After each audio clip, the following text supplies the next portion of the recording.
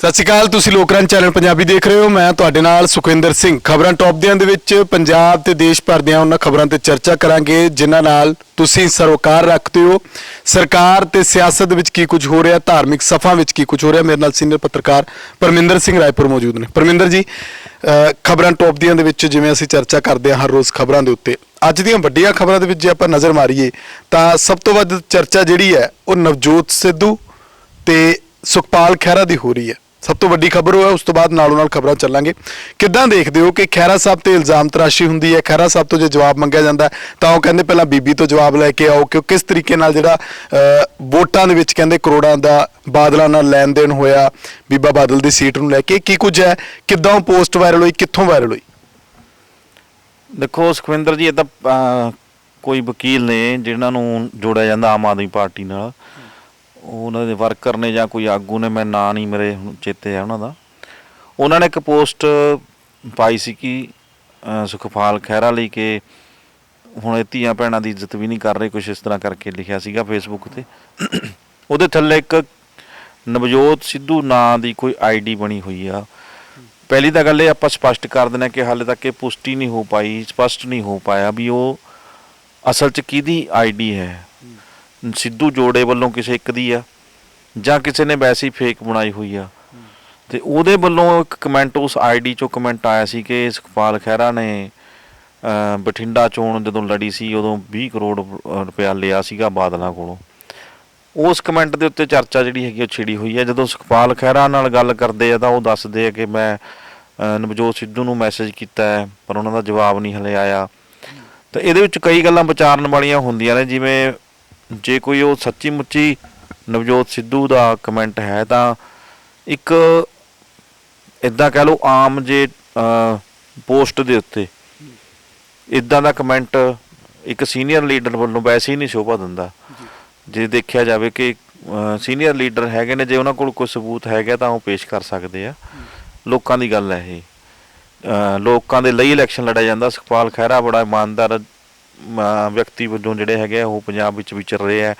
Sidhu family ਦਾ ਨਾਮ ਵੀ ਇੱਕ ਇਮਾਨਦਾਰ ਵਜੋਂ ਜਿਹੜਾ ਹੈਗਾ ਪੰਜਾਬ ਦੇ ਵਿੱਚ ਉਹ ਵਿਚਰਿਆ ਹੋਇਆ ਹੈ। ਅਤੇ ਉਹ ਇੱਦਾਂ ਦੇ ਕਮੈਂਟ ਪਹਿਲੀ ਤਾਂ ਗੱਲ ਸ਼ੋਭਾ ਹੀ ਨਹੀਂ ਦਿੰਦੇ। ਜੇ ਕਿਸੇ ਨੇ ਇਹ ਗੱਲ ਸਿੱਧੂ ਜਾਂ ਖਹਿਰੇ ਨਾਲ ਜੋੜ ਕੇ ਨਾ ਦੇਖੀ ਜਾਵੇ, ਜੇ ਕਿਸੇ ਦਾ ਵੀ ਇੱਦਾਂ ਦਾ ਕੋਈ ਰੌਲਾ ਹੈ, ਕੋਈ ਪੈਸੇ ਲੈ ਕੇ ਚੋਣ ਲੜਿਆ ਹੈ ਅਤੇ ਆਪਣੇ ਆਪ ਨੂੰ ਇਮਾਨਦਾਰ ਗਰਦਾਨ ਰਿਹਾ ਹੈ ਅਤੇ ਦੂਜੇ ਕਿਸੇ ਕੋਲ ਇੱਦਾਂ ਦੇ ਸਬੂਤ ਹੈਗੇ ਨੇ ਤਾਂ ਉਹ ਪੇਸ਼ ਕਰ ਦੇਣੇ ਚਾਹੀਦੇ, ਲੋਕਾਂ ਨੂੰ ਉਹਦੀ ਅਸਲੀਅਤ ਪਤਾ ਲੱਗੇ।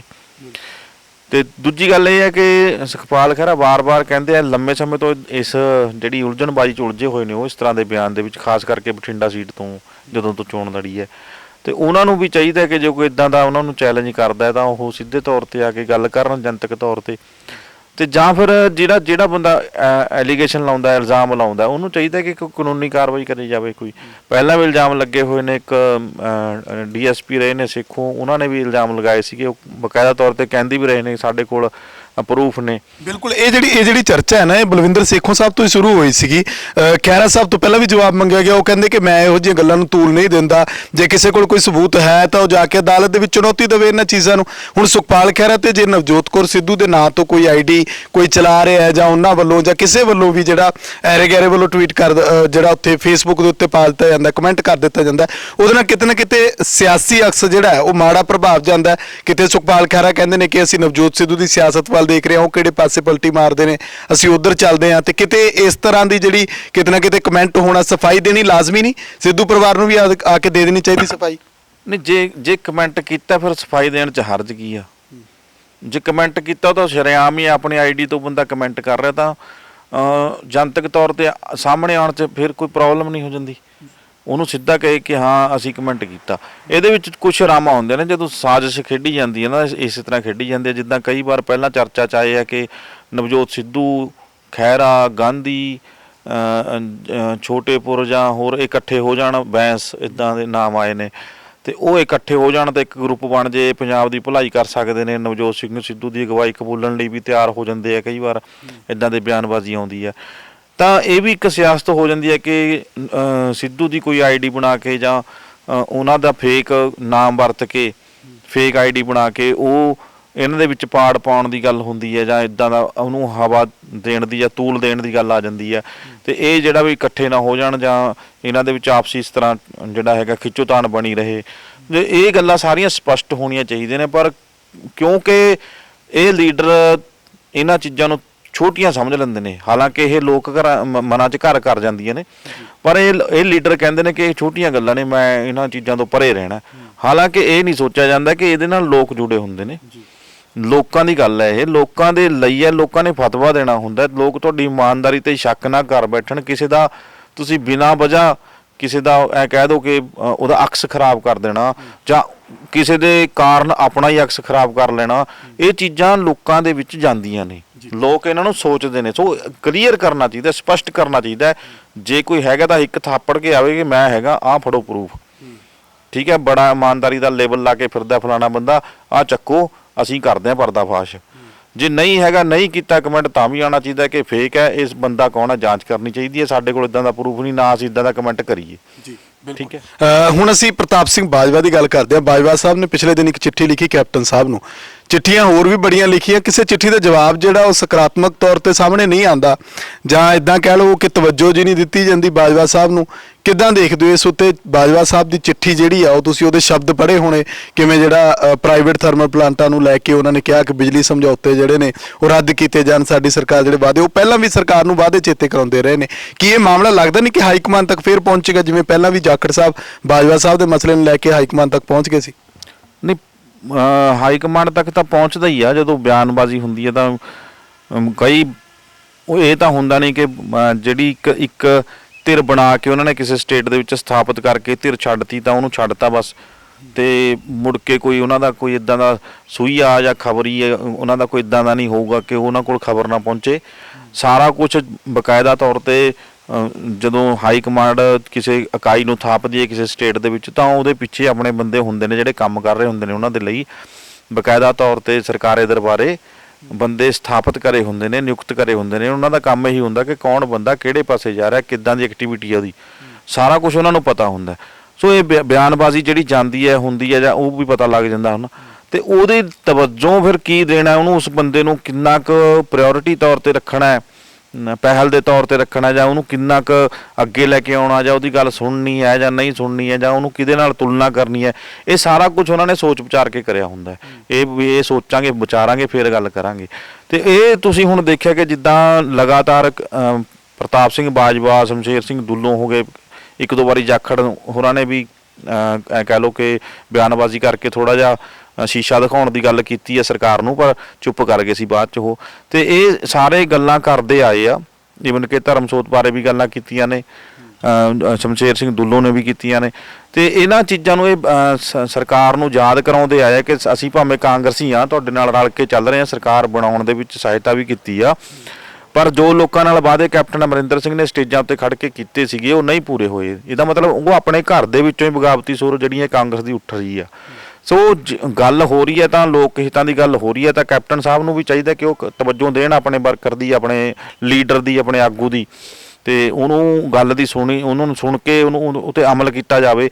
ਜੇ ਸਮਝੌਤੇ ਰੱਦ ਹੋਣ ਦੀ ਗੱਲ ਹੋਈ ਆ ਚੋਣਾਂ ਵੇਲੇ, ਤਾਂ ਹੁਣ ਤੱਕ ਕਿਉਂ ਨਹੀਂ ਹੋਏ, ਉਹ ਵੀ ਗੱਲ ਕਰਨੀ ਚਾਹੀਦੀ। ਸਭ ਦੇ ਵਿਚਾਲੇ ਵਿਰੋਧੀਆਂ ਨੂੰ ਵੀ ਮੌਕਾ ਮਿਲ ਜਾਂਦਾ ਬੋਲਣ ਦਾ। ਨਹੀਂ, ਵਿਰੋਧੀਆਂ ਨੂੰ ਤਾਂ ਵਿਰੋਧੀਆਂ ਕੋਲ ਤਾਂ ਆਲਰੇਡੀ ਮੌਕੇ ਹੁੰਦੇ ਹੀ ਨੇ, ਉਹਨਾਂ ਨੇ ਤਾਂ ਸਮਾਂ ਵਿਚਾਰਨਾ ਹੁੰਦਾ ਕਿ ਕਦੋਂ ਮੌਕਾ ਜਾ ਚੱਕਿਆ ਜਾਵੇ, ਆਪਣਾ ਨਾਮ ਸੁਰਖੀਆਂ ਦੇ ਵਿੱਚ ਲਿਆਏ, ਫਿਰ ਚੁੱਪ ਕਰ ਜਾਂਦੇ। ਹਾਲਾਂਕਿ ਹੁਣ ਕਿੰਨਾ ਸਮਾਂ ਤਾਂ ਹੋ ਗਿਆ ਸਰਕਾਰ ਬਣੀ ਨੂੰ, ਜੇ ਵਿਰੋਧੀ ਅਸਲ ਦੇ ਵਿੱਚ ਆਪਣੀ ਭੂਮਿਕਾ ਨਿਭਾਉਂਦੇ ਤਾਂ ਸਰਕਾਰ ਤੇ ਦਬਾਅ ਬਣਦਾ ਹੀ ਆ ਆਪਣੇ ਵਾਅਦੇ ਪੂਰੇ ਕਰਨ ਲਈ। ਤੇ ਵਿਰੋਧੀ ਤਾਂ ਹੁਣ ਐ ਹੁੰਦਾ ਕਿ ਜਦੋਂ ਚੱਲਦੀ ਉਹਨਾਂ ਕੋਲ ਐ ਕਹਿ ਲਓ ਕਿ ਚੱਲਦੀ ਬਹਿੰਦੀ ਗੰਗਾ 'ਚ ਹੱਥ ਧੋਣ ਵਾਲਾ ਕੰਮ, ਜਦੋਂ ਉਹਨਾਂ ਕੋਲ ਕੋਈ ਮੁੱਦਾ ਨਹੀਂ ਹੁੰਦਾ ਤਾਂ ਉਹਨਾਂ ਨੂੰ ਵਾਅਦੇ ਯਾਦ ਆ ਜਾਂਦੇ ਨੇ ਵੀ ਸਰਕਾਰ ਨੇ ਆਹ ਵਾਅਦਾ ਕੀਤਾ ਸੀ, ਸਰਕਾਰ ਨੇ ਆਹ ਵਾਅਦਾ ਕੀਤਾ ਸੀ। ਫਿਰ ਬਿਆਨਬਾਜ਼ੀ ਸੁਰਖੀਆਂ ਦੇ ਵਿੱਚ ਆਉਣਾ, ਫਿਰ ਲੋਕਾਂ ਦੇ ਵਿੱਚ ਜਾ ਕੇ ਗੱਲਾਂ ਕਰਨੀਆਂ, ਸਟੇਜਾਂ ਤੋਂ ਬੋਲਣ ਲੱਗ ਜਾਣਾ। ਹੁਣ ਚੋਣਾਂ ਆਉਣੀਆਂ ਨੇ, ਜਿਹੜੇ ਵਿਰੋਧੀ 5 ਸਾਲ ਬੋਲੇ ਤੱਕ ਨਹੀਂ ਹੈਗੇ ਵੀ ਤੁਹਾਡੇ ਵਾਅਦੇ ਕਿੱਥੇ ਗਏ, ਪੁੱਛਿਆ ਤੱਕ ਨਹੀਂ ਸਰਕਾਰ ਨੂੰ, ਜਾਂ ਕੋਈ ਦਬਾਅ ਨਹੀਂ, ਪ੍ਰੈਸ਼ਰ ਨਹੀਂ ਬਣਾਇਆ ਸਰਕਾਰ ਦੇ ਉੱਤੇ, ਜਾਂ ਲੋਕਾਂ ਦੇ ਕੰਮ ਨਹੀਂ ਕਰਵਾਏ, ਜਾਂ ਲੋਕਾਂ ਨੂੰ ਵਾਅਦਿਆਂ ਪ੍ਰਤੀ ਸੁਚੇਤ ਨਹੀਂ ਕਰਾਇਆ ਵੀ ਸਰਕਾਰ ਦੇ ਪੁੱਛੋ ਸਰਕਾਰ ਨੂੰ ਕਿੱਥੇ ਹੈ ਸਰਕਾਰ, ਹੁਣ ਆਹ ਗੱਲ ਕਹਿੰਦੀ ਸੀ।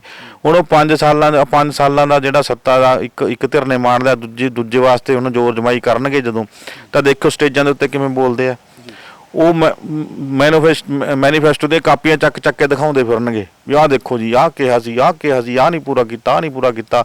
ਇਹ ਜਦੋਂ ਤੁਸੀਂ ਸੈਕੰਡ ਉਹਦੇ 'ਚ ਸਟੈਪ 'ਤੇ ਤੁਸੀਂ ਬੈਠੇ ਸੀਗੇ, ਸਰਕਾਰ ਤੋਂ ਤੁਸੀਂ ਕੰਮ ਕਰਾਉਣਾ ਸੀਗਾ, ਜੇ ਉਹਨਾਂ ਨੇ ਨਹੀਂ ਕੀਤਾ ਤਾਂ ਉਦੋਂ ਤੁਹਾਡੀ ਜ਼ਿੰਮੇਵਾਰੀ ਬਣਦੀ ਸੀ, ਤੁਸੀਂ ਕੀ ਕੀਤਾ? ਉਹ ਸਾਰਾ ਕੁਝ ਮਤਲਬ ਐਂ ਕਹਿ ਲਓ ਕਿ ਇੱਕ ਸਿਆਸੀ ਘਟਨਾਕ੍ਰਮ ਦੇ ਤੌਰ ਤੇ ਵੀ ਚੱਲਦਾ ਰਹਿੰਦਾ ਹੈ, ਸਾਈਕਲ ਬਣਿਆ ਹੋਇਆ ਹੈ। ਤੂੰ ਉੱਤਰ ਕਾਟੋ ਮੈਂ ਚੜ੍ਹਾਉਣ ਵਾਲੀ ਗੱਲ ਹੋਈ ਜਾਣੀ ਹੈ, ਸੋ ਇਹ ਚੱਲਦਾ ਰਹੇਗਾ ਇਹ। ਜੀ ਬਿਲਕੁਲ। ਹੁਣ ਅਸੀਂ ਗੱਲ ਜੇ ਅਸੀਂ ਧਾਰਮਿਕ ਸਫਾ ਵੱਲ ਚੱਲੀਏ ਤਾਂ ਸ਼੍ਰੋਮਣੀ ਗੁਰਦੁਆਰਾ ਪ੍ਰਬੰਧਕ ਕਮੇਟੀ ਆਪਣਾ 100 ਸਾਲਾ ਮਨਾ ਰਹੀ ਹੈ ਤੇ ਇਸ ਨੂੰ ਲੈ ਕੇ ਅਖੰਡ ਪਾਠ ਸਾਹਿਬ ਵੀ ਰਖਾ ਦਿੱਤੇ ਗਏ ਨੇ, ਪਰ ਇਸ ਦੇ ਵਿਚਾਲੇ ਜਿਹੜਾ ਉਹ 100 ਸਾਲਾਂ ਦੇ ਇਤਿਹਾਸ ਉੱਤੇ ਸਵਾਲ ਉੱਠਦੇ ਨੇ ਕਿ ਆਖਿਰਕਾਰ ਕਿੱਥੇ ਕਿੱਥੇ ਪ੍ਰਾਪਤੀਆਂ ਕਿਹੜੀਆਂ ਕੀਤੀਆਂ ਤੇ ਕਾਰਨਾਮੇ ਕਿਹੜੇ ਰਹੇ ਜਿਨ੍ਹਾਂ ਕਰਕੇ ਸ਼੍ਰੋਮਣੀ ਕਮੇਟੀ ਜਿਹੜੀ ਆ ਉਹ ਲਗਾਤਾਰ ਬੈਕਫੁੱਟ ਤੇ ਜਾਂਦੀ ਹੁਣ ਨਜ਼ਰ ਆ ਰਹੀ ਹੈ। ਹੁਣ ਪਰਮਿੰਦਰ ਜੀ, ਇਸ ਸਭ ਨੂੰ ਕਿੱਦਾਂ ਦੇਖਦੇ ਹੋ ਕਿ ਪ੍ਰਾਪਤੀਆਂ ਜਿਹੜੀਆਂ ਉਹ ਵੱਧ ਦਿਖਾਈਆਂ ਜਾ ਰਹੀਆਂ, ਕਾਰਨਾਮਿਆਂ ਦੀ ਗੱਲ ਜਿਹੜੀ ਆ ਉਹ ਲੋਕਾਂ ਦੇ ਵਿੱਚ ਪਹੁੰਚੀ ਹੋਈ ਹੈ ਕਿ ਆਖਿਰਕਾਰ ਹੁਣ ਤੱਕ ਇਹਨਾਂ ਨੇ ਕੀ ਕੁਝ ਕੀਤਾ? ਦੇਖੋ, ਜਦੋਂ ਕਿਸੇ ਤੋਂ ਆਪਾਂ ਕੋਈ ਫਾਇਦਾ ਜੇ ਕਿਸੇ ਦਾ ਕੀਤਾ ਹੁੰਦਾ ਤਾਂ ਉਹਨੂੰ ਦੱਸਣ ਦੀ ਲੋੜ ਉਦੋਂ ਪੈਂਦੀ ਹੈ ਜਦੋਂ ਲੱਗਦਾ ਹੋਵੇ ਵੀ ਕਿ ਮੇਰਾ ਫਾਇਦਾ ਇਗਨੋਰ ਕੀਤਾ ਜਾ ਰਿਹਾ ਜਾਂ ਮੇਰੀਆਂ ਕਮੀਆਂ ਜ਼ਿਆਦਾ ਉਜਾਗਰ ਹੋ ਗਈਆਂ, ਤੇ ਉਹ ਫਿਰ ਦੱਸਣਾ ਪੈਂਦਾ ਅਗਲੇ ਨੂੰ। ਨਹੀਂ ਤਾਂ ਜਿਹੜੀ ਚੀਜ਼ ਜ਼ਿਆਦਾ ਹੋ ਗਈ ਆ ਉਹ ਆਲਰੇਡੀ ਦਿਖ ਰਹੀ ਹੁੰਦੀ ਆ, ਉਹ ਮਹਿਸੂਸ ਹੋ ਰਹੀ ਹੁੰਦੀ ਆ, ਕਿਸੇ ਨੂੰ ਦੱਸਣ ਦੀ ਲੋੜ ਨਹੀਂ ਪੈਂਦੀ ਹੈਗੀ। ਸੋ ਇਹ ਗੱਲ ਸ਼੍ਰੋਮਣੀ ਕਮੇਟੀ ਤੇ ਬਕਾਇਦਾ ਤੌਰ ਤੇ ਢੁਕਦੀ ਹੈਗੀ ਆ। ਜਿੱਦਾਂ ਸ਼੍ਰੋਮਣੀ ਕਮੇਟੀ ਬਣੀ ਚੱਲੀ, ਕਿੰਨੇ ਵਿਵਾਦ ਖੜੇ ਹੋਏ, ਕਿਸੇ ਇੱਕ ਵਿਵਾਦ ਦਾ ਐਂ ਕਹਿ ਲਓ ਸਾਰਥਕ ਹੱਲ ਨਹੀਂ ਨਿਕਲ ਪਾਇਆ। ਸਿੱਖ ਕੌਮ ਐਂ ਕਹਿ ਲਓ ਕਿ ਸ਼੍ਰੋਮਣੀ ਕਮੇਟੀ ਦਾ ਐਡਾ ਕਰੋੜ ਰਿਹਾ ਕਿ ਸਿੱਖ ਕੌਮ ਦੁਚਿੱਤੀ 'ਚ ਫਸੀ ਹੋਈ ਹੈ, ਕਿੱਧਰ ਜਾਵੇ ਕਿੱਧਰ ਨਾ ਜਾਵੇ। ਜੇ ਗੁਰਬਾਣੀ ਦੇ ਪ੍ਰਚਾਰ ਦੀ ਹੀ ਗੱਲ ਕਰਦੇ ਆਪਾਂ, ਗੁਰਬਾਣੀ ਦਾ ਪ੍ਰਚਾਰ ਹੀ ਇੰਨਾ ਕੁ ਐਂ ਕਹਿ ਲਓ ਕਿ ਵੰਡੀਆਂ ਪੈ ਗਈਆਂ ਉਹਦੇ ਵਿੱਚ। ਪ੍ਰਚਾਰ ਕਰਨ ਵਾਲੀਆਂ ਸੰਸਥਾਵਾਂ, ਡੇਰੇ, ਆਗੂ, ਲੀਡਰ ਜਾਂ ਜੋ ਵੀ ਕਹਿ ਲਓ ਪ੍ਰਚਾਰ ਦੇ ਲਈ ਬਣਿਆ ਫਿਰਦਾ ਆਪਣੇ ਆਪ 'ਚ, ਉਹ ਵੀ ਉਹਨਾਂ ਦਾ ਵੀ ਇੱਕ ਰਾਹ ਨਹੀਂ ਹੈ। ਉਹ ਵੀ ਗੁਰਬਾਣੀ ਦੀ ਤੁਕ ਕੋਈ ਕਹਿੰਦਾ ਇਹ ਐਂ ਕਹਿੰਦੀ ਹੈ, ਦੂਜਾ ਕਹਿੰਦਾ ਇਹ ਐਂ ਕਹਿੰਦੀ ਹੈ, ਤੀਜਾ ਕਹਿੰਦਾ ਇਹ ਐਂ ਕਹਿੰਦੀ ਹੈ। ਹੁਣ ਰੌਲਾ ਪਾਉਣ ਵਾਲੇ ਤਾਂ ਕਹੀ ਜਾਂਦੇ ਨੇ ਕਿ RSS ਦਾ ਵਿੱਚ ਗਲਬ ਹੈ ਜੀ, RSS ਨੇ ਆਹ ਕਰ ਲਿਆ। ਭਾਈ ਸ਼੍ਰੋਮਣੀ ਕਮੇਟੀ ਕੀ ਕਰ ਰਹੀ ਹੈ? ਜੇ ਹੈ ਕਿਤੇ ਤਾਂ ਸ਼੍ਰੋਮਣੀ ਕਮੇਟੀ ਦੀ ਡਿਊਟੀ ਕੀ ਬਣਦੀ ਆ? ਉਹ ਕਾਹਦੇ ਲਈ ਬਣਾਈ ਗਈ ਸੀ? ਕਿੱਡੇ ਕਿੱਡੇ ਵਿਵਾਦ ਖੜੇ ਕਰਕੇ ਰੱਖਤੇ ਉਹਨਾਂ ਨੇ, ਗੋਲੀ ਕਾਂਡ ਤੱਕ ਹੋ ਲਏ, ਗੁਰੂ ਗ੍ਰੰਥ ਸਾਹਿਬ ਦੀਆਂ ਬੇਅਦਬੀਆਂ ਤੱਕ ਹੋ ਲਈਆਂ। ਤੁਸੀਂ ਐਂ ਦੇਖੋ ਕਿ ਸ਼੍ਰੋਮਣੀ ਕਮੇਟੀ ਸੰਸਥਾ ਬਣੀ ਸੀ, ਉਹਦੇ ਨਾਂ ਦੇ ਹੇਠ ਹੁਣ ਸਟੇਟ ਵਾਈਜ਼ ਸੰਸਥਾਵਾਂ ਬਣਨ ਲੱਗ ਗਈਆਂ, ਅਲੱਗ-ਅਲੱਗ ਸੰਸਥਾਵਾਂ ਬਣਨੀਆਂ ਸ਼ੁਰੂ ਹੋ ਗਈਆਂ। ਪਤਾ ਲੱਗ ਗਿਆ ਕਿ ਪੈਸਾ ਬਹੁਤ ਆ, ਕਰਨ ਕਰਾਉਣ ਨੂੰ ਕੁਛ ਹੈ ਨਹੀਂ, ਐਸ਼ ਪ੍ਰਸਤੀ ਆ। ਪ੍ਰਧਾਨ ਬਣ ਜਾਓ, ਮੈਂਬਰ ਬਣ ਜਾਓ, ਖੁੱਲੇ ਗੱਫੇ ਆ, ਗੋਲਕ ਦਾ ਪੈਸਾ ਖਾਈ ਜਾਓ, ਕੋਈ ਪੁੱਛਣ ਵਾਲਾ ਹੈ ਨਹੀਂ। ਆਸਥਾ ਦੇ ਨਾਂ ਤੇ, ਸ਼ਰਧਾ ਦੇ ਨਾਂ ਤੇ ਤੁਹਾਨੂੰ ਕੋਈ ਕਿਸੇ ਨੇ ਨਹੀਂ ਪੁੱਛਣਾ, ਕੋਈ ਕਾਨੂੰਨੀ ਕਾਰਵਾਈ ਨਹੀਂ, ਕਿਉਂ ਉੱਪਰ ਤੋਂ ਲੈ ਕੇ ਥੱਲੇ ਤੱਕ ਸਾਰੇ ਗਲਤ ਹੁੰਦੇ ਨੇ।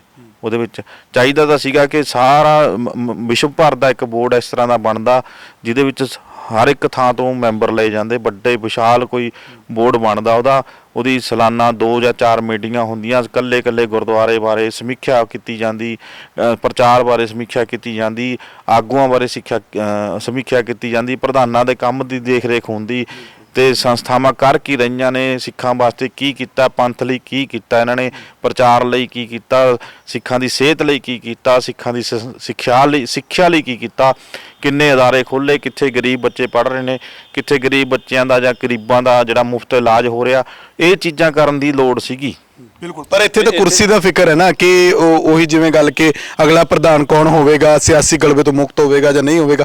ਪਰ ਇਸ ਸਭ ਦੇ ਵਿਚਾਲੇ ਜਿਹੜੀ ਤੁਸੀਂ ਗੱਲ ਕਹੀ ਕਿ ਆਲ ਇੰਡੀਆ ਗੁਰਦੁਆਰਾ ਐਕਟ ਦੀ ਵੀ ਜਿਹੜੀ ਉਹ ਮੰਗ ਲਗਾਤਾਰ ਉੱਠਦੀ ਆ ਰਹੀ ਹੈ ਪਿਛਲੇ ਕਾਫੀ ਸਾਲਾਂ ਤੋਂ, ਤੇ ਉਹ ਨਹੀਂ ਬਣਦਾ ਨਜ਼ਰ ਆ ਰਿਹਾ। ਜਿਹੜੀਆਂ ਹੁਣ ਧਿਰਾਂ ਨੇ ਉਹ ਵੀ ਲਗਾਤਾਰ ਇਹੀ ਕਹਿ ਰਹੀਆਂ ਕਿ ਸ਼੍ਰੋਮਣੀ ਗੁਰਦੁਆਰਾ ਪ੍ਰਬੰਧਕ ਕਮੇਟੀ ਦੇ ਉੱਤੇ ਜਿਹੜਾ ਸਿਆਸੀ ਗਲਬੇ ਨੂੰ ਦੂਰ ਕਰੋ। ਉਹ ਦੂਜੀ ਗੱਲ ਕਿਉਂ ਨਹੀਂ ਕਰਦੇ ਕਿ ਬਾਕੀ ਵਿਦੇਸ਼ਾਂ ਦੇ ਵਿੱਚ ਜਿਹੜਾ ਪਸਾਰਾ ਵੱਧ ਚੁੱਕਿਆ, ਸਿੱਖ ਹਰ ਥਾਂ ਤੇ ਹਰ ਕੋਨੇ ਦੇ ਵਿੱਚ ਬੈਠੇ ਨੇ, ਉੱਥੋਂ ਵੀ ਸ਼੍ਰੋਮਣੀ ਕਮੇਟੀ ਦੇ ਮੈਂਬਰ ਬਣਾ ਲਏ ਜਾਣ, ਕਿਤੇ ਨਾ ਕਿਤੇ ਇੱਕ ਵੱਡਾ ਪਸਾਰਾ ਤਿਆਰ ਕਰ ਦਿੱਤਾ ਜਾਵੇ।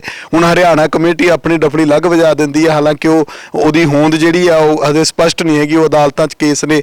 ਦਿੱਲੀ ਕਮੇਟੀ ਆਪਣੀ ਹੋਂਦ ਬਣਾ ਕੇ ਬੈਠੀ, ਉੱਥੇ ਵੀ ਘਪਲੇਬਾਜ਼ੀ, ਸ਼੍ਰੋਮਣੀ ਕਮੇਟੀ ਵਿੱਚ ਵੀ ਇਲਜ਼ਾਮ ਤਰਾਸ਼ੀਆਂ ਲਗਾਤਾਰ। ਸੁਖਵਿੰਦਰ ਜੀ, ਸਿੱਖ ਇਹ ਗੱਲ ਸੋਚਣ ਵਾਲੀ ਹੈ। ਜਦੋਂ ਆਪਾਂ ਗੱਲ ਕਰਦੇ ਹਾਂ ਕਿ ਇੱਕ ਸੰਸਥਾ, ਇੱਕ ਬੋਰਡ ਜਾਂ ਇੱਕ ਐਕਟ ਇਹਦੇ ਅੰਡਰ ਕੰਮ ਕਰੇ ਕੋਈ, ਸਭ ਤੋਂ ਪਹਿਲਾਂ ਤਾਂ ਚੌਧਰ ਉਹ ਜਿਹੜਾ ਬੰਦਾ ਲੈਣੀ ਚਾਹੁੰਦਾ। ਹੁਣ ਜਦੋਂ ਇੱਕ ਚੀਜ਼ ਬਣ ਗਈ ਤਾਂ ਉਹਦਾ ਇੱਕੋ ਹੀ ਬੰਦਾ ਆਏਗਾ ਨਾ ਅੱਗੇ। ਹੁਣ ਚੌਧਰਾਂ ਵੰਡੀਆਂ ਗਈਆਂ, ਹੁਣ ਤਾਂ ਹਰੇਕ ਬੰਦਾ ਪ੍ਰਧਾਨ ਬਣਨਾ ਲੋਚਦਾ, ਹਰੇਕ ਬੰਦਾ ਕਹਿੰਦਾ ਮੈਂ ਆਹ ਬਣ ਜਾ, ਮੈਂ ਉਹ ਬਣ ਜਾ।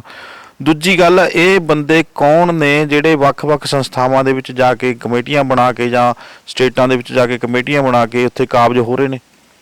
ਚਾਹੇ ਪੰਜਾਬ ਹੀ ਆ ਉਹ। ਕੌਣ ਨੇ ਇਹ ਬੰਦੇ? ਇਹਨਾਂ ਦਾ ਕੰਮ ਕੀ ਹੈ? ਇਹਨਾਂ ਨੂੰ ਥਾਪੜਾ ਕੌਣ ਦਿੰਦਾ? ਪਿੱਛੇ ਬੈਕ ਤੇ ਕੌਣ ਹੈ ਇਹਨਾਂ ਦੇ?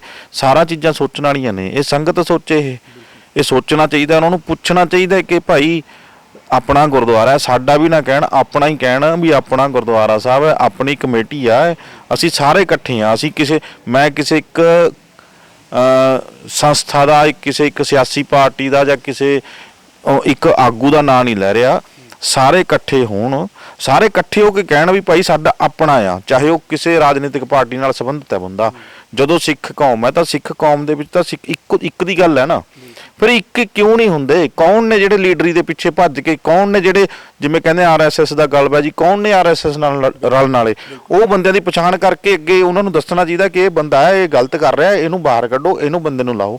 ਤੇ ਇਹ ਚੀਜ਼ਾਂ ਨਹੀਂ ਹੋ ਰਹੀਆਂ ਜੀ। ਬਿਲਕੁਲ, ਇਹ ਮੋਟੀਆਂ ਗੱਲਾਂ ਨੇ। ਜੇ ਅਸੀਂ ਨਾਨਕਸ਼ਾਹੀ ਕੈਲੰਡਰ ਦਾ ਵਿਵਾਦ ਦੀ ਵੀ ਗੱਲ ਕਰੀਏ, ਉਹ ਤਕਰੀਬਨ ਪੌਣੇ 2 ਦਹਾਕੇ 2003 ਤੋਂ ਲੈ ਕੇ ਮੂਲ ਨਾਨਕਸ਼ਾਹੀ ਕੈਲੰਡਰ ਨੂੰ ਹੁਣ ਤੱਕ ਲਾਗੂ ਕਰਨ ਦੀ ਮੰਗ ਉੱਠਦੀ ਰਹੀ ਹੈ। ਉਹ ਵਿਵਾਦ ਜਿਹੜਾ ਉਹ ਵੀ ਲਗਾਤਾਰ ਸ਼੍ਰੋਮਣੀ ਕਮੇਟੀ ਦੇ ਵਿੱਚ ਜੁੜਦਾ, ਜਿਹੜਾ ਉਹ ਸਾਫ਼ ਤੌਰ ਤੇ ਦਿਖਾਈ ਦਿੰਦਾ ਕਿ ਕਿਵੇਂ ਜਿਹੜਾ ਪ੍ਰਭਾਵ, ਕਹਿੰਦੇ ਕਿ ਆਰਐਸਐਸ ਦਾ ਪ੍ਰਭਾਵ ਸੀ ਕਿ ਇਸ ਕਰਕੇ ਮੂਲ ਨਾਨਕਸ਼ਾਹੀ ਕੈਲੰਡਰ ਨੂੰ ਨਹੀਂ ਮੰਨਿਆ ਗਿਆ।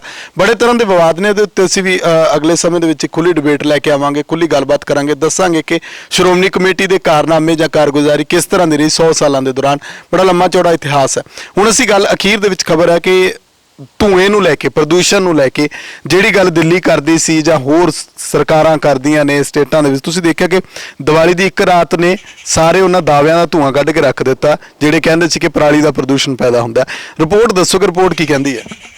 ਦੇਖੋ, ਜਿਹੜਾ 에ਅਰ ਕੁਆਲਿਟੀ ਇੰਡੈਕਸ ਹੈਗਾ ਉਹ ਦਿੱਲੀ ਦਾ ਜਿਹੜੀ ਰਾਤ ਲੰਘੀ ਹੈ ਦੀਵਾਲੀ ਦੀ, ਇਹਦੇ ਵਿੱਚ ਉਹ 500 ਦੇ ਕਰੀਬ ਪਹੁੰਚ ਚੁੱਕਿਆ। ਮੇਰੇ ਖਿਆਲ ਪਾਰ ਹੀ ਕਰ ਗਿਆ ਉਹ। ਹੁਣ ਜਿਹੜੀ ਨਵੀਂ ਰਿਪੋਰਟ ਹੋਊਗੀ, ਰਾਤ ਦੀ ਰਿਪੋਰਟ ਇਹ ਹੈ, ਸਵੇਰ ਵੇਲੇ ਦੀ, ਅਰਲੀ ਮਾਰਨਿੰਗ ਜਿਹਨੂੰ ਕਹਿੰਦੇ ਸਾਜਰੇ ਦੀ, ਤੇ ਉਹਦੇ ਵਿੱਚ 500 ਦੇ ਅੰਕੜਾ ਜਿਹੜਾ ਹੈਗਾ ਉਹ ਉਹਦੇ ਤੱਕ ਪਹੁੰਚ ਚੁੱਕਿਆ ਸੀ ਦਿੱਲੀ ਦਾ ਪ੍ਰਦੂਸ਼ਣ। ਉਹਦੇ ਨਜ਼ਦੀਕ ਜਿਹੜੇ ਆਲੇ ਦੁਆਲੇ ਕਹਿ ਸਕਦੇ ਹਾਂ ਇਲਾਕੇ ਸੀ ਉਹਨਾਂ ਦਾ। ਤੇ ਗੁੜਗਾਉਂ ਜਿਹਨੂੰ ਗੁਰੂ ਗ੍ਰਾਮ ਦਾ ਨਾਂ ਦਿੱਤਾ ਗਿਆ, ਹੁਣ ਉਹਦੇ 473 ਸੀਗਾ। ਫਰੀਦਾਬਾਦ ਦਾ ਉਹਦਾ ਵੀ 490-92 ਦੇ ਨੇੜੇ ਪਹੁੰਚ ਗਿਆ ਸੀਗਾ। ਤੇ ਜਿੱਦਾਂ ਪੰਜਾਬ ਦੀ ਗੱਲ ਕੀਤੀ ਜਾਵੇ ਤਾਂ ਪੰਜਾਬ ਦੇ ਵਿੱਚ ਸਭ ਤੋਂ ਗੰਧਲਾ ਜਿਹੜਾ ਰਿਹਾ ਉਹ ਸ਼ਹਿਰ ਰਹੇ ਨੇ ਅੰਮ੍ਰਿਤਸਰ ਤੇ ਲੁਧਿਆਣਾ। 400 ਨੂੰ ਟੱਪ ਗਿਆ, ਪਟਿਆਲਾ 300 ਨੂੰ ਟੱਪ ਗਿਆ।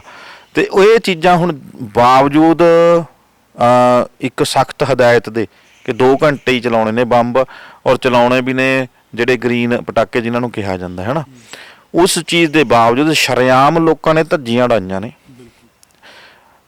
ਰਾਤ 12-1 ਵਜੇ ਤੱਕ ਬੰਬਾਰੀ ਹੋਈ ਹੈ। ਇਹ ਪਟਾਕੇ ਫੋੜੇ ਗਏ ਨੇ ਜਿਹੜੇ ਦੀਵਾਲੀ ਦੀ ਬੰਬਾਰੀ ਕਹਿ ਲਓ ਇਹਨੂੰ। ਖਤਰਨਾਕ ਹੀ ਹੈ, ਲੋਕਾਂ ਦੀ ਜਾਨ ਲੈ ਰਹੀ ਹੈ। ਤੇ ਇਹਦੇ ਤੇ ਕੋਈ ਰੋਕ ਟੋਕ ਨਹੀਂ। ਸਿਰਫ ਇਹ ਸੋਚਿਆ ਜਾਵੇ ਕਿ ਜਿਹੜੀਆਂ ਸਰਕਾਰਾਂ ਨੇ ਸਿਰਫ ਹਦਾਇਤ ਕਰਕੇ ਚੁੱਪ ਕਰਕੇ ਸੌਣ ਨੂੰ ਨੇ। ਪ੍ਰਸ਼ਾਸਨ ਕੀ ਕਰ ਰਿਹਾ ਕੋਈ ਪਤਾ ਨਹੀਂ, ਕਿੱਥੇ ਕੀ ਹੋ ਰਿਹਾ। ਸ਼ਰੇਆਮ ਪਟਾਕੇ ਵਿਕਦੇ ਵੇਖੇ ਗਏ ਆ ਸ਼ਹਿਰਾਂ 'ਚ, ਬਾਹਰ ਰੇਹੜੀਆਂ ਮੰਜੀਆਂ ਤੇ ਰੱਖ ਕੇ ਪਟਾਕੇ ਸ਼ਰੇਆਮ ਵਿਕੇ ਨੇ। ਤੇ ਪ੍ਰਦੂਸ਼ਣ ਮੇਰੇ ਖਿਆਲ ਐ ਕਹਿ ਲਓ 6:30-7 ਵਜੇ ਸ਼ੁਰੂ ਹੋ ਗਿਆ ਸੀਗਾ, ਤੇ 8 ਵਜੇ ਦਾ ਟਾਈਮ ਵੈਸੇ 8 ਤੋਂ 10 ਸੀ, ਤੇ 7 ਵਜੇ ਤੋਂ ਲੈ ਕੇ 5 ਘੰਟੇ ਐ ਕਹਿ ਲਓ ਕਿ ਜਿਵੇਂ ਸੱਚੀ ਮੁੱਚੀ ਆਪਾਂ ਕਹਿ ਸਕਦੇ ਹਾਂ ਕਿ ਸ਼ਬਦ ਨਹੀਂ ਮੈਂ ਬੋਲ ਰਿਹਾ ਇੱਥੇ, ਧੱਜੀਆਂ ਉਡਾਤੀਆਂ ਉਹਨਾਂ ਨੇ ਰੱਖ ਕੇ ਕਾਨੂੰਨ ਦੀਆਂ ਜਾਂ ਸਰਕਾਰੀ ਹਦਾਇਤਾਂ ਦੀਆਂ। ਤੇ ਲੋਕਾਂ ਦਾ ਮੈਂ ਕਹਿੰਦਾ ਕਿ ਆਪਾਂ ਕਹਿ ਲਓ ਕਿ ਅਕਲ ਤੇ ਪਰਦਾ ਪਿਆ ਹੋਇਆ ਇਹਨਾਂ ਦੀ, ਤਾਂ ਕੁਛ ਨਹੀਂ ਕਹਿ ਸਕਦੇ। ਇਹਨਾਂ ਨੂੰ ਇੰਨਾ ਫਿਕਰ ਨਹੀਂ ਕਿ ਸਾਡੇ ਬੱਚਿਆਂ ਦੇ ਲਈ ਖਤਰਨਾਕ ਹੈ ਇਹ ਚੀਜ਼, ਸਾਡੇ ਆਪਦਿਆਂ ਲਈ ਖਤਰਨਾਕ ਹੈ, ਸਾਡੇ ਬਜ਼ੁਰਗਾਂ ਦੇ ਲਈ ਖਤਰਨਾਕ ਹੈ, ਜਿਹੜੇ ਮਰੀਜ਼ ਹਸਪਤਾਲਾਂ 'ਚ ਪਏ ਨੇ ਉਹਨਾਂ ਦੇ ਲਈ ਖਤਰਨਾਕ ਹੈ, ਜਿਹੜੇ ਨਵਜੰਮੇ ਬੱਚੇ ਨੇ ਉਹਨਾਂ ਦਾ ਜਿਨ੍ਹਾਂ ਦਾ ਕਸੂਰ ਹੀ ਕੋਈ ਨਹੀਂ ਹਲੇ, ਉਹਨਾਂ ਦੇ ਲਈ ਅਸੀਂ ਜ਼ਹਿਰ ਘੋਲਤੀ ਹੈਗੀ ਆ ਹਵਾ ਦੇ ਵਿੱਚ। ਅਸੀਂ ਐ ਕਹ ਲਓ ਘਰ ਫੂਕ ਕੇ ਤਮਾਸ਼ਾ ਦੇਖਿਆ ਜੀ, ਹਰ ਸਾਲ ਦੇਖਦੇ ਆ, ਪਰ ਹੱਦ ਹੀ ਹੈ ਜਦੋਂ ਬੰਦਾ ਆਪਣੇ ਜੇਬ ਦੇ ਵਿੱਚੋਂ 2-4 ਹਜ਼ਾਰ ਰੁਪਏ ਦੇ ਪਟਾਕੇ ਲਿਆ ਕੇ ਅੱਗ ਲਾ ਕੇ ਦੇਖ ਰਿਹਾ ਹੁੰਦਾ, ਖੁਸ਼ ਹੋ ਰਿਹਾ ਹੁੰਦਾ। ਉਲਟਾ ਆਪਣੇ ਪਰਿਵਾਰ ਨੂੰ ਅੱਖਾਂ ਦੀਆਂ ਬਿਮਾਰੀਆਂ, ਸਾਹ ਦੀਆਂ ਬਿਮਾਰੀਆਂ, ਕੈਂਸਰ ਵਰਗੇ ਰੋਗ ਜਿਹੜੇ ਅਸੀਂ ਆਪ ਦੇ ਰਹੇ ਹਾਂ। ਫਿਰ ਜਦੋਂ ਮਾਫ਼ ਕਰਨਾ ਕਹਿਣੀ ਪੈ ਰਹੀ ਹੈ, ਜਦੋਂ ਕਿਸੇ ਦਾ ਜੀਅ ਤੁਰ ਜਾਂਦਾ ਇਹਨਾਂ ਬਿਮਾਰੀਆਂ ਕਰਕੇ, ਫਿਰ ਦੋਸ਼ ਦਿੰਦੇ ਹਾਂ ਸਰਕਾਰ ਕੀ ਕਰ ਰਹੀ ਹੈ। ਠੀਕ ਹੈ, ਜਦੋਂ ਸਾਨੂੰ ਕਿਹਾ ਜਾਂਦਾ ਕਿ ਭਾਈ ਪ੍ਰਦੂਸ਼ਣ ਨਾ ਫੈਲਾਓ, ਤੁਸੀਂ ਆਹ ਬੰਬ ਪਟਾਕੇ ਨਾ ਫੋੜੋ, ਤੁਹਾਨੂੰ ਹੋਰ ਬਥੇਰੇ ਸਾਧਨ ਨੇ, ਉਦੋਂ ਅਸੀਂ ਨਾ ਹੀ ਅਸੀਂ ਖੁਸ਼ੀ ਮਨਾਉਣੀ ਹੈ, ਅਸੀਂ ਨੱਚਣਾ ਟੱਪਣਾ ਹੈ। ਠੀਕ ਹੈ। ਗੱਲ ਕਰਦੇ ਆ ਕਿ ਅਸੀਂ ਮਾਡਰਨ ਬਣ ਗਏ, ਬਾਹਰਲੇ ਦੇਸ਼ਾਂ ਦੇ ਵਿੱਚ ਐਡੇ ਰਾਈਟਸ ਨੇ, ਬਾਹਰਲੇ ਦੇਸ਼ਾਂ ਵਿੱਚ ਐਦਾਂ ਹੁੰਦਾ, ਅਸੀਂ ਵੀ ਉਹਨਾਂ ਵਰਗੇ ਆ, ਅਸੀਂ ਕਿਉਂ ਨਹੀਂ ਕਰ ਸਕਦੇ ਆ। ਪਰ ਜਦੋਂ ਦੇਖਿਆ ਜਾਵੇ ਕਿ ਜਦੋਂ ਤੁਹਾਡੀ ਜ਼ਿੰਮੇਵਾਰੀ ਹੈ, ਜਦੋਂ ਤੁਹਾਡੀ ਡਿਊਟੀ ਦੀ ਗੱਲ ਕਰੀ ਜਾਂਦੀ, ਤੁਹਾਡੇ ਫਰਜ਼ਾਂ ਦੀ ਗੱਲ ਕਰੀ ਜਾਂਦੀ ਹੈ, ਤਾਂ ਬਾਹਰ ਲੋਕ ਫਰਜ਼ ਨਿਭਾਉਂਦੇ ਨੇ। ਬਾਹਰਲੀਆਂ ਦੇਸ਼ਾਂ 'ਚ ਜਿਹੜੇ ਹੈਗੇ ਨੇ, ਸਾਡੇ ਕੀ ਕਰਦੇ ਨੇ, ਅਸੀਂ ਫਰਜ਼ ਨਹੀਂ ਨਿਭਾਉਂਦੇ, ਅਸੀਂ ਆਪਣਾ ਫਰਜ਼ ਨਹੀਂ ਦੇਖਦੇ। ਸਾਨੂੰ ਕੀ ਲੈਣਾ, ਗੁਆਂਢੀ ਦੁਖੀ ਹੁੰਦਾ ਹੋਣ ਦਿਓ, ਸਾਨੂੰ ਕੀ ਲੈਣਾ, ਪ੍ਰਦੂਸ਼ਣ ਫੈਲਦਾ ਫੈਲ ਲੇ, ਅਸੀਂ ਥੋੜ੍ਹੀ ਜ਼ਿੰਮੇਵਾਰ ਆ। ਅਸੀਂ ਨਾ ਦਰਖਤ ਲਾਉਣੇ ਨੇ, ਨਾ ਅਸੀਂ ਪ੍ਰਦੂਸ਼ਣ ਫੈਲਾਉਣ ਤੋਂ ਰੋਕਣਾ। ਸਾਨੂੰ ਬਿਮਾਰੀਆਂ ਵੀ ਨਾ ਹੋਣ, ਅਸੀਂ ਠੀਕ ਵੀ ਹੋ ਜੇ, ਸਾਡੇ ਇਲਾਜ ਵੀ ਮੁਫਤ ਹੋਣ, ਸਾਡਾ ਕੋਈ ਜੀਅ ਵੀ ਨਾ ਘਰ ਦਾ ਜਾਵੇ, ਸਾਡੇ ਬੱਚੇ ਵੀ ਨਾ ਬਿਮਾਰ ਹੋਣ, ਇਹ ਸਾਨੂੰ ਵਰਦਾਨ ਮਿਲ ਜੇ, ਮਤਲਬ ਬੈਠਿਆਂ ਨੂੰ ਮਿਲ ਜੇ। ਸਾਡੀ ਡਿਊਟੀ ਕੋਈ ਨਹੀਂ, ਅਸੀਂ ਨਹੀਂ ਨਿਭਾਉਣਾ ਫਰਜ਼। ਸੋ ਇਹ ਜਿਹੜੀ ਹੈਗੀ ਹੈ ਗੰਦਲਾਪਣ ਹੈ ਜਿਹੜਾ ਵਾਤਾਵਰਨ ਦਾ, ਪ੍ਰਦੂਸ਼ਣ ਫੈਲਾਉਣ ਦਾ, ਇਹ ਜ਼ਿੰਮੇਵਾਰੀ ਲੋਕਾਂ ਦੀ ਹੈ। ਇਹ ਜਿਹੜੀਆਂ ਨਾ ਤਾਂ ਫੈਕਟਰੀਆਂ ਬਿਨਾਂ ਸਰਦਾ, ਪ੍ਰੋਡਕਸ਼ਨ ਤਾਂ ਹੋਣੀ ਹੈ, ਸਾਰੇ ਦੇਸ਼ਾਂ 'ਚ ਹੁੰਦੀ ਆ, ਠੀਕ ਹੈ। ਜੋ ਉੱਥੋਂ ਆਪਾਂ ਕਹਿੰਦਾ ਕੈਮੀਕਲ ਜਾਂ ਉੱਥੋਂ ਧੂੰਆਂ ਨਿਕਲਦਾ, ਉਹਨਾਂ 'ਤੇ ਰੋਕ ਟੋਕ ਕੋਈ ਨਹੀਂ, ਲਿਮਟਡ ਹੋਣਾ ਚਾਹੀਦਾ, ਉਹਨਾਂ 'ਤੇ ਕਾਨੂੰਨੀ ਜਿਹੜਾ ਹੈਗਾ ਡੰਡਾ ਉਹਨਾਂ 'ਤੇ ਚੱਲਣਾ ਚਾਹੀਦਾ, ਜਿੰਨਾ ਕਿ ਉਹਨਾਂ ਨੂੰ ਹੈਸੀਅਤ ਹੈ ਜਾਂ ਦਿੱਤੀ ਹੋਈ ਹੈ, ਉਹਨਾਂ ਨੂੰ ਅਲਾਓ ਕੀਤਾ, ਉਹ 'ਚ ਨਹੀਂ ਹੈ। ਦੂਜੀ ਗੱਲ ਹੈ ਜਿਹੜੀ ਜੀ, ਨਾ ਪਰਾਲੀ ਫੂਕੇ ਬਿਨਾਂ ਸਰਦਾ, ਪਰਾਲੀ ਫੂਕਣੀ ਪੈਂਦੀ ਹੈ, ਉਹ ਵੀ ਤੁਹਾਨੂੰ ਅਨਾਜ ਦੇ ਰਹੀ ਹੈ ਧਰਤੀ, ਚਲੋ ਉਹਦੇ ਬਚਾਅ ਦੇ ਲਈ ਵੀ ਜੇ ਕੋਈ ਹੱਲ ਨਿਕਲਦਾ ਠੀਕ ਹੈ, ਜੇ ਨਹੀਂ 1 ਸਾਲ 2 ਸਾਲ ਦੇ ਫੂਕ ਵੀ ਦਿੰਦੇ ਤਾਂ ਕੋਈ ਫਰਕ ਨਹੀਂ ਪੈ ਰਿਹਾ। ਫਿਲਹਾਲ ਉਨਾ ਪ੍ਰਦੂਸ਼ਣ ਨਹੀਂ ਫੈਲਾਉਂਦਾ ਜਿੰਨਾ ਅਸੀਂ ਬਿਨਾਂ ਵਜ੍ਹਾ ਤੋਂ ਇਹਨਾਂ ਦਿਹਾੜਿਆਂ ਨੂੰ ਮੁੱਖ ਰੱਖ ਕੇ ਇੱਕ ਤਿਉਹਾਰ ਦੇ ਦਾ ਖੁਸ਼ੀ ਮਨਾਉਣ ਦੇ ਨਾਂ ਦੇ ਉੱਤੇ ਅਸੀਂ ਪ੍ਰਦੂਸ਼ਣ ਫੈਲਾ ਦਿੰਦੇ ਹਾਂ। ਸ਼ੁਕਰੀਆ, ਧੰਨਵਾਦ। ਸੋ ਅਖੀਰ ਦੇ ਵਿੱਚ ਗੱਲ ਇਹੀ ਹੈ ਕਿ ਜੇਕਰ ਪਟਾਕਿਆਂ ਦੇ ਪ੍ਰਦੂਸ਼ਣ ਵੱਲ ਵੀ ਧਿਆਨ ਦੇ ਦਿੱਤਾ ਜਾਵੇ ਤਾਂ ਸਰਕਾਰ ਨੂੰ ਇਹਦੇ ਵੱਲ ਧਿਆਨ ਦੇ ਕੇ ਉਹਨਾਂ ਲੋਕਾਂ ਤੇ ਵੀ ਜੁਰਮਾਨਾ ਲਗਾ ਦੇਣਾ ਚਾਹੀਦਾ ਜਿਹੜੇ ਕਹਿੰਦੇ ਨੇ ਕਿ ਪਰਾਲੀ 1 ਕਰੋੜ ਜੁਰਮਾਨਾ ਤੇ 5-5 ਸਾਲ ਦੀ ਸਜ਼ਾ, ਤੇ ਜਿਹੜੇ ਪਟਾਕੇ ਬਣਾਉਂਦੇ ਨੇ ਉਹਨਾਂ ਤੇ ਕਿਉਂ ਨਹੀਂ ਸਜ਼ਾ, ਉਹਨਾਂ ਨੂੰ ਕਿਉਂ ਨਹੀਂ ਦਿੱਤੀ ਜਾਂਦੀ, ਉਹਨਾਂ ਤੇ ਜੁਰਮਾਨਾ ਕਿਉਂ ਨਹੀਂ ਥੋਪਿਆ ਜਾਂਦਾ। ਜੇ ਇਹੋ ਜਿਹਾ ਕੋਈ ਉਪਰਾਲਾ ਸਰਕਾਰ ਕਰ ਲੈਂਦੀ ਹੈ ਤਾਂ ਯਕੀਨਨ ਤੌਰ ਤੇ ਜਿਹੜਾ ਉਹ ਪ੍ਰਦੂਸ਼ਣ ਦੇ ਉੱਤੇ ਕਾਬੂ ਪਾਇਆ ਜਾ ਸਕਦਾ। ਪਰ ਅਗਲੇ ਸਮੇਂ ਦੇ ਵਿੱਚ ਇਹਦੇ ਉੱਤੇ ਕੀ ਕੁਝ ਨਿਕਲ ਕੇ ਸਾਹਮਣੇ ਆਉਂਦਾ ਇਹ ਵੀ ਤੁਹਾਨੂੰ ਪਤਾ ਹੀ ਆ। ਸੋ ਪ੍ਰੋਗਰਾਮ ਕਿਸ ਤਰ੍ਹਾਂ ਦਾ ਲੱਗਿਆ ਤੁਸੀਂ ਆਪਣੇ ਵਿਚਾਰ ਕਮੈਂਟ ਕਰਕੇ ਜ਼ਰੂਰ ਦੱਸਿਓ। ਲੋਕਰਾਜ ਚੈਨਲ ਪੰਜਾਬੀ ਨੂੰ ਸਬਸਕ੍ਰਾਈਬ ਕਰੋ। ਧੰਨਵਾਦ।